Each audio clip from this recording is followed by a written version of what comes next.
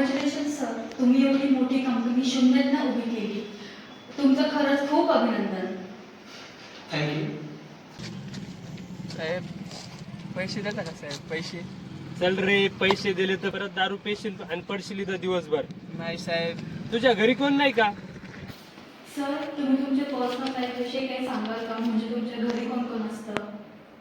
साहेब माझा एक जुळा भाऊ होता, पण तो मला सोडून निघून गेला. सगळे मला सोडून निघून जातात साहेब.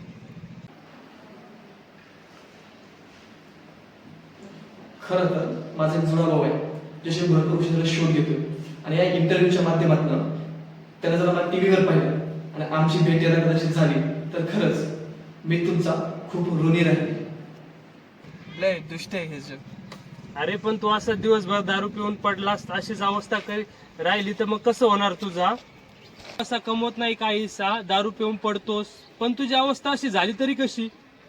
सर, तुम्ही एवढे सक्सेसफुल आहात तरीही तुम्ही एवढं समाजासाठी काम करता, व्यसनमुक्तीसाठी एवढं काम करता, व्यसनमुक्ती केंद्रांना डोनेशन देता.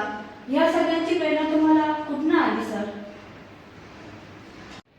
याच कारण एकच, ऍक्च्युली माझा बाप बेवडा होता, बेवडा.